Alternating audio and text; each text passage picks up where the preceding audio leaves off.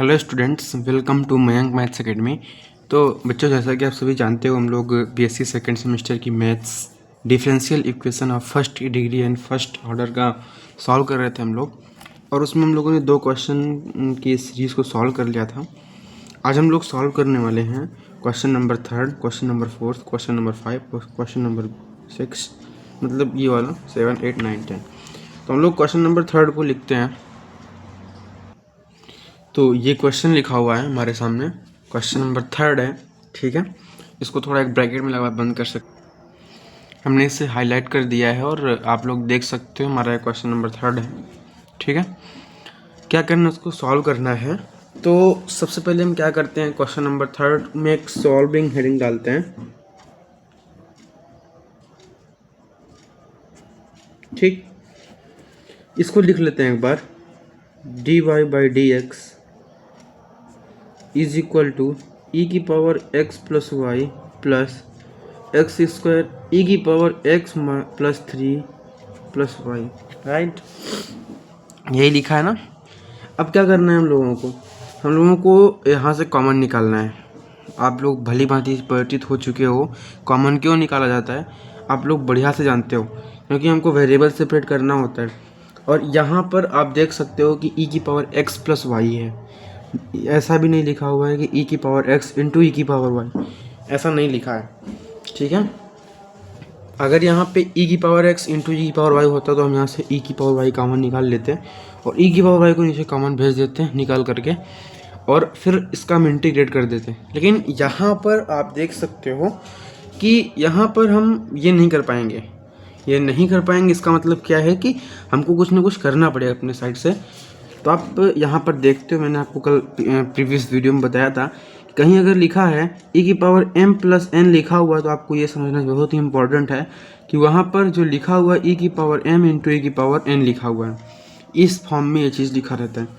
तो हम यहाँ पे इसको देखते हैं, dy by d x e की पावर x इंटू ई की power y plus x square e की पावर 3 इंटू ई की पावर वाई, मतलब ई की power x cube into e की पावर वाई।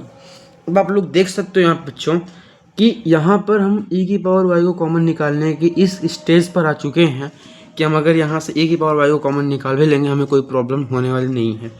ई की पावर वाई यहाँ पर है, ए की पावर वाई यहाँ पर है, तो हम इसमें से ई की पावर वाई को कॉमन निकाल लेंगे तो क्या हो जाएगा, d y by d x e की power x plus x square e की पावर 3 इंटू ई की पावर y। राइट, अब क्या करेंगे, हम ई की पावर y को नीचे कॉमन भेज देंगे, क्योंकि हम जानते हैं कि वेरिएबल सेपरेट करना बहुत इंपॉर्टेंट होता है यहाँ पर। तो ई की पावर y को नीचे भेज देते हैं और dx को x वाले के पास भेज सकते हैं। तो dy ई की power y is equal to e की पावर एक्स स्क्वायर ई की power x cube into d x. ठीक है, आप लोग को समझ में आ रहा है कि नहीं आ रहा है? समझ में आ रहा होगा, मैं इतना आशा करता हूँ आप लोग से कि आप लोग समझ पा रहे होगे इस चीज़ को। आप लोग जीनियस बच्चे हो, समझ जाओगे ये चीज़। तो अब क्या है कि ई की, अब हम इसका करेंगे इंटीग्रेशन। तो पहले एक काम करते हैं, इसको ऊपर भेज देते हैं, तो ये हो जाएगा ई की power minus y d y e की power x plus x square e की पावर x की पावर 3 dx। ठीक, अब क्या करना है हम लोगों को, इसका करना है हम लोग integration.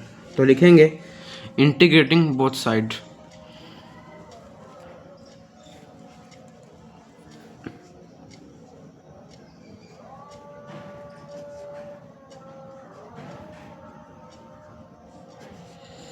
Integrating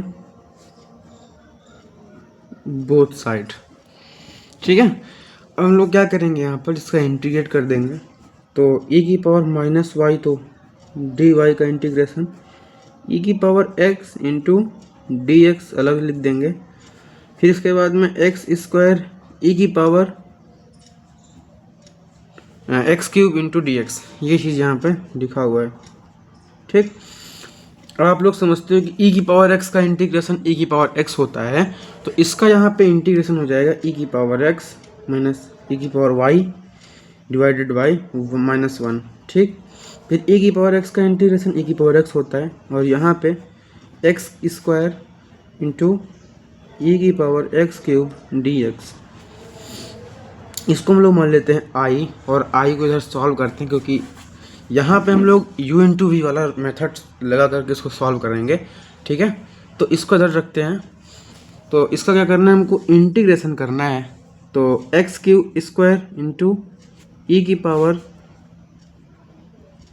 power x cube into d x. और आप लोग ये चीज़ पढ़ चुके हो कि अगर कहीं पर लिखा हुआ है मल्टीप्लाई में हुआ हो दो वेरिएबल्स, तो उनको हम लोग क्या करते हैं, इंटीग्रेट करते हैं।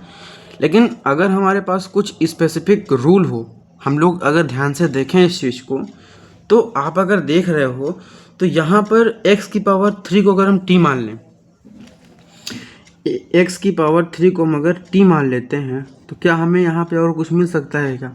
आप देखोगे थोड़ी देर और विचार करोगे, यार एक बात तो है कि यहाँ पे एक्स स्क्वायर है और इसको डिफ्रेंशिएट करने से हमको ये मिल जाएगा। तो इसका डिफ्रेंशिएट अगर करते हैं तो 3x square d x into is equal to d t. ठीक है, ये मिल जाएगा। तो अब यहाँ पे हमें एक चीज़ आसान हो गया है कि हमको यहाँ पे ये मेथड नहीं लगाना पड़ेगा। कौन सा मेथड नहीं लगाना पड़ेगा? ये वाला, u बाहर समाकलन v डी एक्स का माइनस का d u upon d x into v d x whole d x. ठीक, हमको ये चीज़ नहीं लगाना पड़ेगा। अगर यहाँ पे हमें दिया होता कि साइन एक्स वगैरह दे दिया होता, हमको ई की पावर साइन एक्स वगैरह दे दिया होता, और एक्स स्क्वायर ई की पावर साइन एक्स दे दिया होता, तब हम यहाँ पर ये मेथड नहीं लगा पाते, क्योंकि तब हमको साइन एक्स को मानने से एक्स स्क्वायर मिलता ही नहीं, और जब मिलता ही नहीं तो फिर हम कैसे कर सकते थे टी मान करके। ठीक है, तो ये आपको समझना बहुत इंपॉर्टेंट है यहाँ पर। तो मैं यहाँ पे आपको देख रहा हूँ कि आप ये कर पाओगे। फिर इसके बाद में आपको क्या करना है, इसका इंटीग्रेट करना है ना। तो अब यहाँ पे ध्यान से देखेंगे, हमको चाहिए क्या, एक्स स्क्वायर और डी एक्स हमको निकालना है यहाँ से। तो हम क्या करेंगे कि एक्स स्क्वायर लिखेंगे और डी एक्स लिखने के बाद डी टी बाई टी लिख देंगे। ठीक है, अब एक्स स्क्वायर डी एक्स को हम कहाँ पुट कर देंगे, एक्स स्क्वायर डी एक्स के बराबर क्या है, पुट करेंगे D T by 3। X square ये है, डी एक्स है, तो इसके स्थान पर हम लोग ये पुट कर देंगे। तो एक्स क्यूब हम के जगह पे टी लिख देंगे, तो ई की पावर टी, और एक्स स्क्वायर डी एक्स की जगह पे लिख देंगे डी टी बाई 3। 1/3 को हम बाहर निकाल लेंगे, ई की पावर टी हो जाएगा और डी टी हो जाएगा। और ये किसके इक्वल है, आई के इक्वल चल रहा है। ठीक है, आई के इक्वल सब चल रहा है, यहाँ पे ध्यान देना आप लोग। ठीक, अब यहाँ पे हम क्या करते हैं कि i is equal to 1/3 e की पावर टी का इंटीग्रेशन ई की पावर टी होता है, और टी के सामने मैं आपको बताया हूँ कुछ भी लिखा हो इंटीग्रेशन करने के बाद तो उसको हम लोग नीचे लिख देते हैं। तो यहाँ पे कुछ नहीं, यहाँ पे 1 लिखा हुआ है तो 1 लिख देंगे। 1/3 ई की पावर टी है, तो हमने टी क्या मान रखा था, एक्स की पावर 3 मान रखा था, प्लस सी मान रखा था। इस चीज़ को हम इस इक्वेशन नंबर इसको हम 1 बना लेते हैं। इस चीज़ को हम इक्वेशन नंबर 1 में पुट कर देंगे, तो हम लोग लिखेंगे फ्रॉम इक्वेशन 1, फ्रॉम इक्वेशन 1। ठीक है, यहाँ पे क्या है, e की power minus y is equal to e की पावर एक्स प्लस एक्स, इसका हम लोग क्या वैल्यू निकाल रहे हैं यहाँ पे 1/3 ई की पावर एक्स क्यूब प्लस सी। और अच्छे से लिख देते हैं हम इसको कि ई की पावर वाई माइनस का ई की power x is equal to 1/3 e की power x cube plus c. तो ये चीज़ हमारा हो गया यहाँ पे, राइट। आप लोग को दिख रहा है? हाँ दिख रहा है। मैं क्या कर सकता हूँ यहाँ पे, अब इसको बस यही आपका एक आंसर हो गया। यहाँ पे कोई प्रॉब्लम नहीं होनी चाहिए, आप लोग को समझ में आया होगा। और यहाँ पे हम कॉफिशिएंट का एक माइनस भी चल रहा था, माइनस लगा दिए हम यहाँ पे। ठीक है, और अगर ये माइनस ई की पावर माइनस वाई लिखा हुआ है, माइनस ई की पावर एक्स लिखा हुआ है, अगर इसका हम क्या कर सकते हैं, मल्टीप्लाई अगर अंदर कर देंगे तो इसको एक प्रकार से हम यहाँ पे और लिख सकते हैं। वो किस प्रकार से लिख सकते हैं, ई की पावर एक्स माइनस ई की पावर माइनस का वाई। ठीक है, कॉमन निकालेंगे तो ये बाहर चला जाएगा।